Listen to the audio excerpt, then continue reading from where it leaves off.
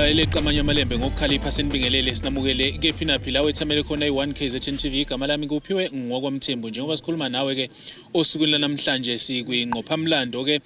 ngempela ke yomcimbi la khona kubungazwa ke isikhathi ke eside esingangeminyaka engamashumi amane nesishiyagalombili inkosi uDJ Hlabisa esesihlalweni njengoba ke kwaziwa ukuthi ke wahlala kulesi sihlalo ukusukela ke ngonyaka ka1977 njengoba ke sikhuluma nawe ke osukwini namhlanje siyafisa nje ukuthi sibheke ke iminxa eminingi eyahlukahlukene njengoba sazi ukuthi lo mcimbi ubuhlelwe ke umnyango wezokubusa ngokubambisana nendaba zomdabu ke esifundazweni iKwaZulu-Natal okuwumnyango ke osebenza kakhulu ke nendaba ke ezithinta ke ubukhosi nendaba ke ezithinta ke umphakathi siyafisa nje ukuthi ngaphambi ukuthi ke siqhubeke nalo ke uhlelo asiyethule yena ke ngempela ke ungqongqoshe walomnyango umfundisi uThula Sizwe Buthelezi okuyena ke ozobe sendlalela ke inkulumo eyethula ke ungqongqoshe walomnyango kuzwelonke ke umhlonishwa ke uHlabisa asimthole ke uShenge sithi ke abakhulume ngithi siwumnyango wakwaKhokta lapha esifundazweni saKwaZulu-Natal sihlabeke umxhwele uma sibona umsebenzi omkhulu kangaka wokubungaza impilo yenkosi yalapha empembeni inkosi uDJ Hlabisa sizwile imisebenzi eminingi emkhakheni ehlukene inkosi ethuthukise ngayo umphakathi wayo kube isibusiso esikhulu ukubona ingqwele futhi endala inkosi yaseMahlayizeni ehambe ibanga elide ihamba nayo inkosi izoyihalalisela njoba isihlezi esihlalweni iminyaka engamashumi amane nesishiyagalombili indawo yasempembeni ikhiqize abaholi ikhiqize odokotela yakhiqiza ongqongqoshe yazi yakhiqiza nomongameli weIFP into ke mbukeli ke ebalekile ukuthi sikwazi ukuthi endaweni uma ngabe sikhona siphinde sifakazelwe ke iwona umphakathi osuke uyingxenye yalolo hlelo oyingxenye yalo mcimbi njengoba ke njengamanje siyafisa nje ukuthi sikhulume nokuyibona ke abayizakhamizi futhi ke abazi kangcono ke impilo yayo ke inkosi okuyiyona eyathi uma ngabe ihlala esihlalweni baba yingxenye yayo ukusuka eqaleni kuze kushayeke sona ke lesi sikhathi samanje asiyeke kuona ke umphakathi nawo sikuthola uma ngabe sithi ke abakhuluma malume lo oyinkosi esize ngaye namhlanje sesiphileke naye isikhathi eside kodwa ekulesi sikhundla ngicabanga ukuthi wangena ngo1977 kuze kube namhlanje ngiphile naye ke mina isikhathi eside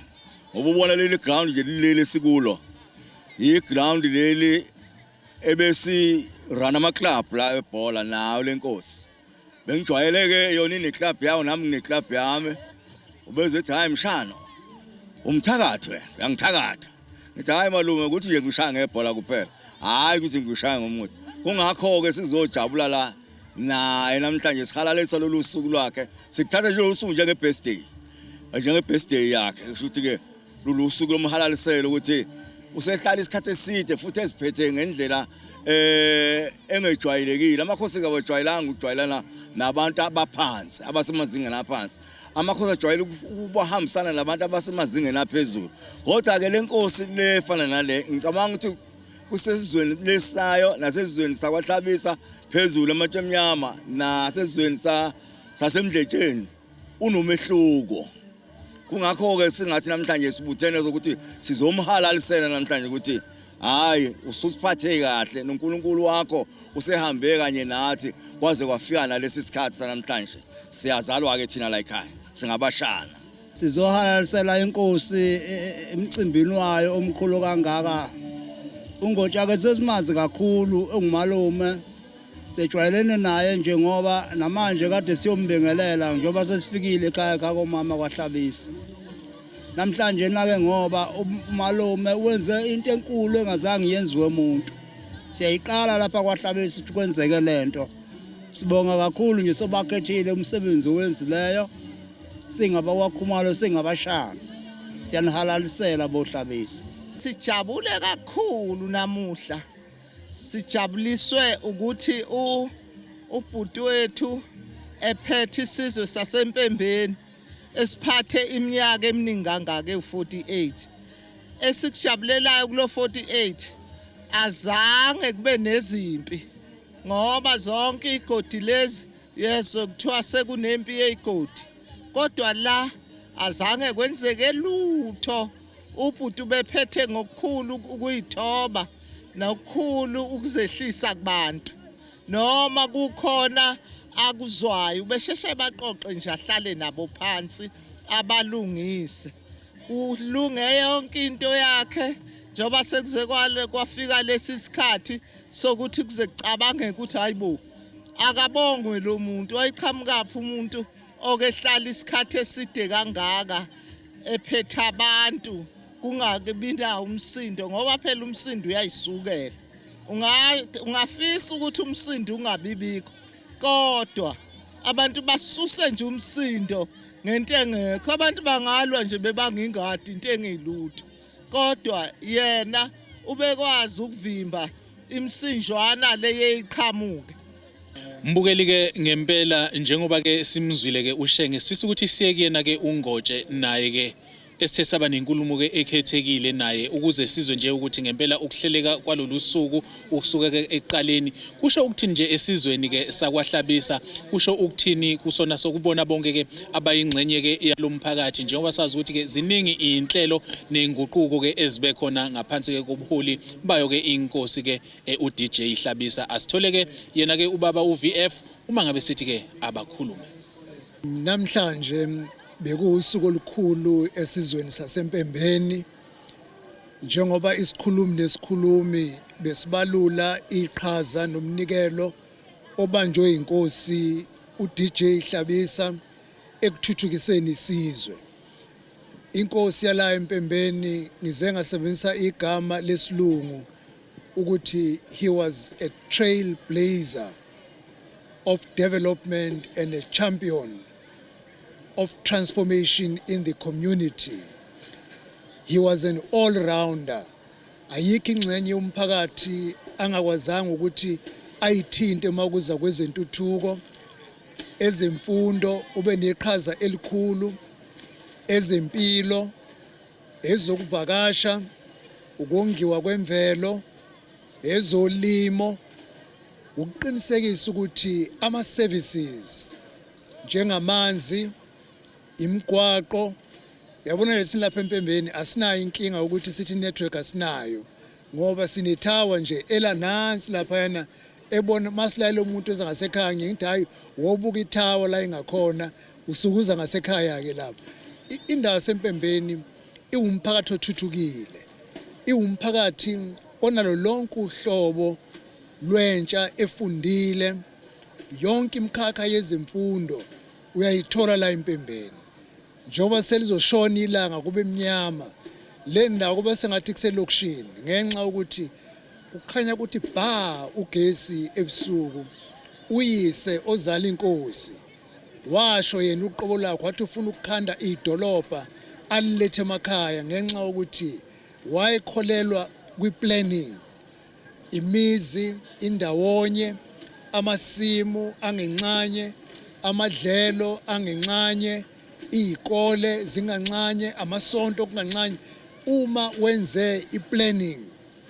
kwenza intuthuko ibe lula ipipe lamanzi elilodwa linikeza abantu abaningi amanzi ngesikhathi esisodwa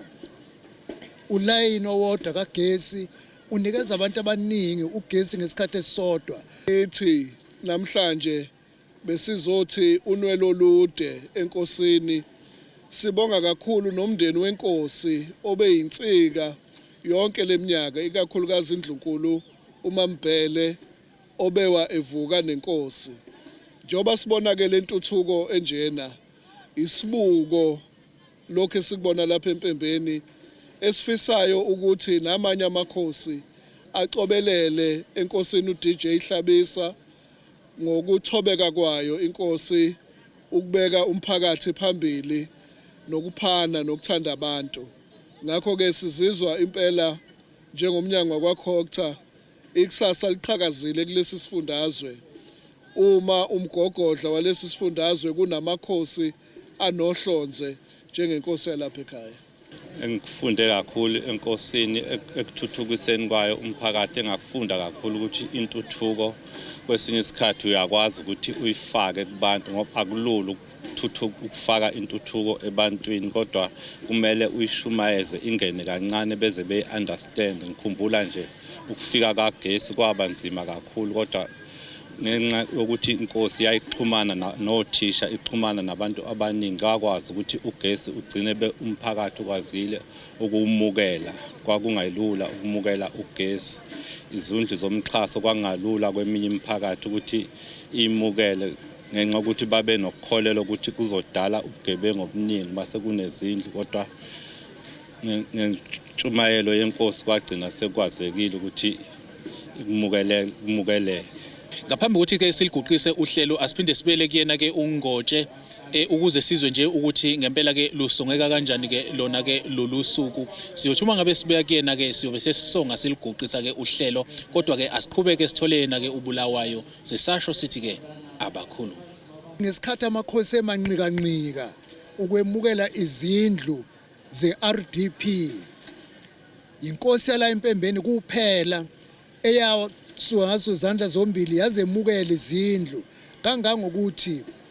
kwaze kwaphela abantu ofuna abanikezwe izindlu kweminye imizi zinga-4 umuzi owodwa ngoba kwangasekho umuntu owayezonikezwa izindlu ngenxa ukuthi amanye amakhosi ayenokunqikaza ukuthi kungahle kufike ilokishi emakhaya kwanda ubugebengu. Ngenhlanhla ke siyambonga uNkulunkulu ukuthi lezi zindlu zakhandwe emakhaya akukho ubugebengu kodwa yanikeza abantu baseningizimu neAfrika nabantu basempembeni ukuba bathole umpheme onikeza isithunzi sokuhlonipheka kubantu basempembeni okungabantu bakwaZulu Natal nabantu baseningizimu neAfrika. Sithi ke halala Bulawayo iminyaka engu-48 uhlele esihlalweni akusiyona into encane. Iminyaka ewu-48 wenza uguquke empilweni zabantu akusiyona into encane. Ambalwa amakhosi lenkosi le yakhe isiqiwi somphakathi yakha ihotela elihlala abavakashi abavela emazweni aphesheya yakha iclinic. Uhulumeni wafika sezol-adopter ukuba lithathe bengaphansi kahulumeni kodwa already la selikwazi ukuthi lisiza abantu basempembeni ngenxa ukuthi u10 kilometers mawuye esibhedlela usuka la. Lenkosi abantu basempembeni abasoze bayilibala ngumsebenzi owenzile. Okuhleke ukuthi siyibonge saphila siyikhuthaze nakwamanye amakhosi amancane kade la. Ngiyakholwa thola isibonelo esihle ukuthi uma uyinkosi uboba isisebenzi sabantu bangakhonzi wena kodwa kube uwena obakhonza ngemisebenzi yakho in return bayobuyisa ukutusa nokuhlonipha okubangalisayo njengoba benzile enkosini yasempembeni inkosi uDaniel Joyful Hlabisa. Mbukeli ke uma ngabe sekushaya sona lesi sikhathi lapho sithi khona ke ayilwanga yesabana suwe seliguqisa uhlelo sesiliflathela ngenhloso ukuthi ke sisididiyele sikulethele zona zinjalo. Igama lami nguphiwe ngokwemthembu uncedinyoni encane yasha amaphiko yandiza. Ngivumeleni ngiguqe sonke siyothi sukuma kube kusoluzayo inkosi inibusise.